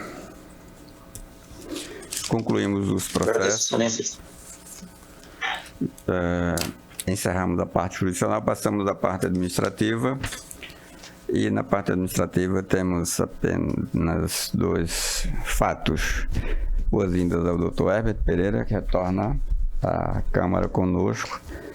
De vez ou outra ele passa aqui conosco uma temporada. E também congratulações pelo aniversário de doutora Regina Maria Alvarenga Medeiros Santos, esposa do desembargador Cláudio Santos, no próximo dia 17 de novembro. Todos de acordo com essas homenagens nossas. Eu não tenho mais proposição, doutor Luiz Alberto tem? Tenho, Excelência. Na condição de juiz convocado para compor esta segunda Câmara Civil, desde o início de março, eu gostaria de inicialmente registrar um fato inédito. Eu tenho 40 anos na magistratura e nunca tinha visto um fato inédito, interessante e importante como este, e eu gostaria de registrar, envolvendo esta segunda Câmara Civil, na qual eu já tive a oportunidade, em momentos anteriores, de participar na condição de juiz convocado. Num curto espaço de tempo, ocorreu um fato que a gente pode chamar de inusitado. Eu não tenho subsídio para dizer que foi o primeiro e único, mas esta Câmara, composta por 4 membros, o presidente, desembargador Ibanez Monteiro, a desembargadora Lourdes, que eu tenho a honra de substituí-la por convocação da presidência do tribunal, a desembargadora Berenice Capuchu e a desembargadora Sandra Elali. Inicialmente, a desembargadora Lourdes foi votada e escolhida pelo plenário do Tribunal de Justiça para exercer o cargo nobre, e ela demonstrou sua competência durante o período eleitoral de presidente do Tribunal Regional Eleitoral do Rio Grande do Norte, logo de cara enfrentando uma campanha eleitoral no âmbito um processo eleitoral no âmbito de todo o estado, já que foi eleição municipal, e nós sabemos que as eleições municipais, às vezes, mesmo de um menor potencial na sua contextualização, elas se tornam assim mais acirradas. Tivemos aí exemplos lamentáveis, como até assassinato de candidato. Mas a desembargadora Lourdes, juntamente com o desembargador Ricardo Procópio, ela como presidente e ele vice-presidente, souberam conduzir com muita maestria, com muita competência, tranquilidade, as eleições recém-ocorridas. Na última sessão do TJ, eu estava presente, aí veio o fechamento da votação e escolha dos outros 3 membros desta Câmara para dirigirem este Tribunal de Justiça no biênio de janeiro de 2025 a do início de janeiro de 2027. 2 anos é o biênio normal. Para a presidência foi escolhido o presidente desta segunda, para a presidência do Tribunal de Justiça do Estado do Rio Grande do Norte, do Poder Judiciário Estadual, foi escolhido o nosso estimado colega desembargador Ibanez Monteiro da Silva, o qual eu aponto como um amigo de longas datas, desde o nosso conhecimento lá no Seridó, lá em Quarnós, porque ele é da região. E quando eu ingressei na magistratura, ele já tinha ingressado pouco tempo antes de mim, e nós sempre tivemos um relacionamento de amizade, a esposa dele com minha esposa, e o filho dele, caçula, e o meu filho caçula viviam jogando bola na casa um do outro. E, na realidade, esse conhecimento e esse amizade de cidadãos e de profissionais da mesma área nós temos há longo tempo. E depois, quando eu cheguei na vara da Fazenda Pública, no próximo ano faz 30 anos, 30 anos só de Fazenda Pública, o desembargador, a turma era desembargador Virgílio na primeira vara, desembargador Ibanez na segunda, desembargador João Rebouça na terceira, só tinha 3. E eu cheguei lá como auxiliar. E depois foi que foram criadas mais 2 varas da Fazenda, uma do colega Cícero Macedo e outra minha. Eu cheguei lá como juiz auxiliar, por isso que essas 2 varas foram criadas em 99. Mas eu cheguei lá em 95, já próximo ano faz 30 anos. E tivemos aquele relacionamento entre os 5 juízes da Fazenda Pública, e não preciso dizer que foi um relacionamento salutar, de trabalho, de entrosamento, que perdura até hoje entre nós que estamos lá. Então, o desembargador Ibanez, eu gostaria de, representando, já que eu sou o único livre aqui para fazer isso, né? Representando esta Câmara, com a licença de Vossa Excelência para representá-lo, representá-la, a Câmara. Nós queremos desejar a Vossa Excelência, primeiro, os parabéns. Não obstante eu ter me aliado aos demais que fizeram isso na sessão que promulgou, que aprovou a votação dessa diretoria, da nova gestão do Poder Judiciário.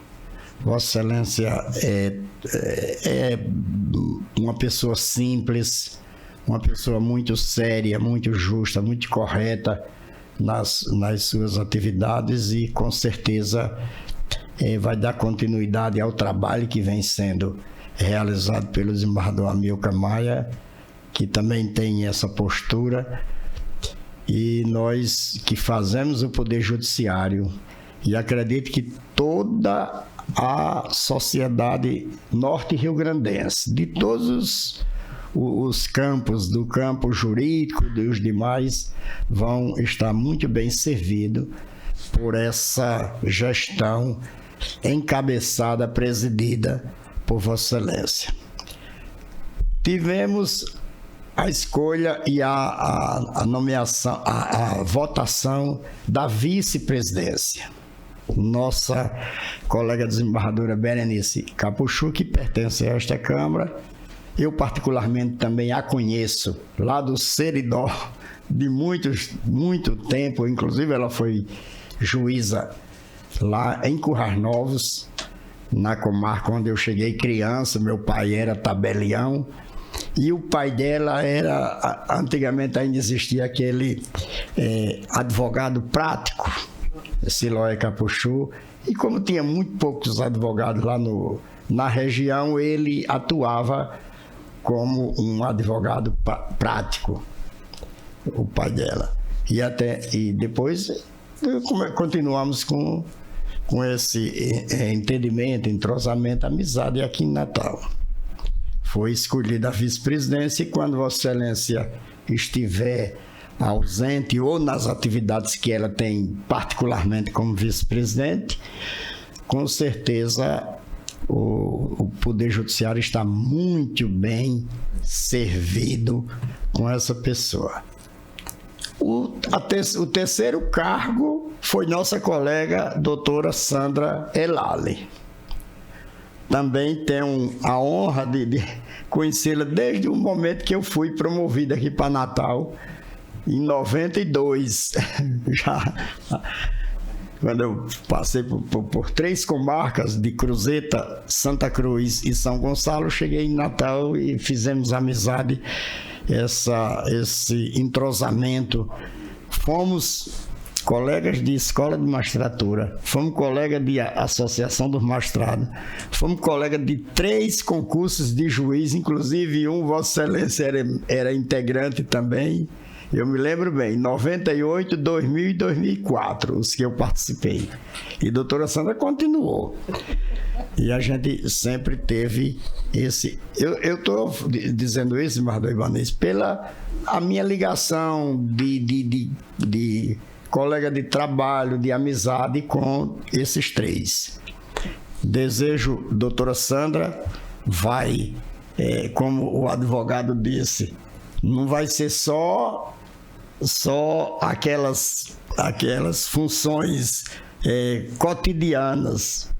No colo dela pode chegar problemas, e deve chegar, porque toda corregedoria é para corrigir as coisas, é para também no sentido de orientar para que aconteçam com base principalmente no comando normativo, né? Que a corregedoria ela tem essa função mais de orientação, mas se houver necessidade tem que abrir procedimento. Então, em nome desta Câmara, eu tomo a liberdade de parabenizar e desejar muito sucesso e êxito a esse trio, desembargador Ibanez, desembargadora Berenice e desembargadora Sandra, lá na Corregedoria Geral, para que exerçam com com a graça de Deus, a proteção de Deus e a ajuda de todos nós, com sucesso, essa nova empreitada no Poder Judiciário do Rio Grande do Norte. Faço essa moção gostaria de registrar, de parabenizar esse grupo que agora tem essa nova, com sucesso total, com a proteção de Deus e Nossa Senhora. Doutora desembargadora Sandra. Excelência, eu quero me associar às palavras em relação à Vossa Excelência, assim embaixo, teria muito mais a dizer, e também em relação à desembargadora Berenice Capuchinho. E agradecer a gentileza de sempre do nosso estimado colega e amigo, o desembargador em exercício aqui, Dr. Luiz Alberto. Vê como eu sou ingrato.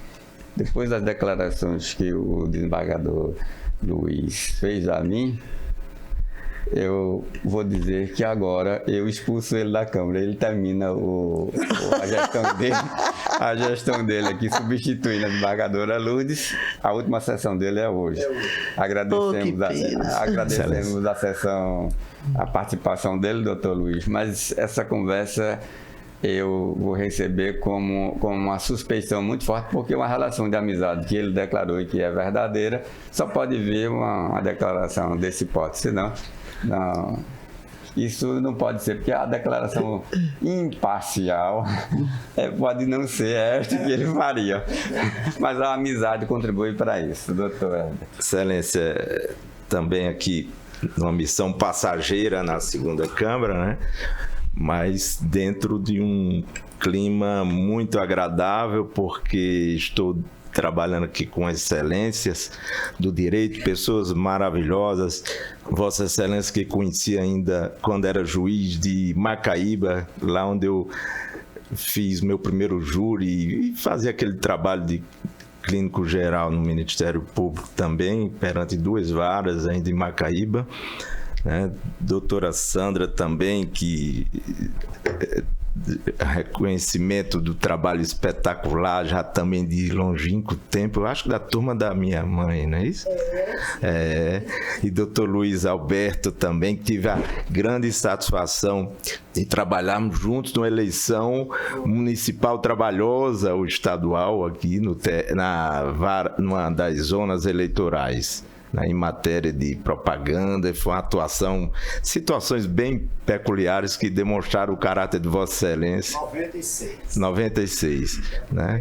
Eleição com urna, exato, Então é uma satisfação muito grande ouvir as palavras de Vossa Excelência, fazendo esse histórico dos 3 aqui da segunda Câmara, que agora vão passar a gerir, né, a gerir o nosso Tribunal de Justiça, um Tribunal de Justiça que tem merecido destaque nacional, né, com o seu trabalho, um número pequeno de desembargadores, mas de grande eficiência, um corpo técnico espetacular, e aí nós nos deparamos com isso todos os dias quando tomamos ciência dos acórdãos, na análise dos votos, todos de votos de excelência muito bem postos. Então é uma satisfação muito grande vibrar, né, e vibro com minha instituição também, que tem feito um trabalho brilhante, mas especialmente com aqui o desembargador Ibanez, né, que vai agora impor sua eficiência, juntamente com a desembargadora Sandra Lara e desembargador Berenice, na gestão desse tribunal, com certeza, que vão fazer uma excelente gestão, e aqui fica meus votos de profícuo, né, trabalho, e estamos sempre aí nessa energia positiva para Vossas Excelências. Obrigado. Obrigado, doutor Herbert. Agradecendo a todos, declaro encerrada nossa sessão. Uma boa semana para todos nós.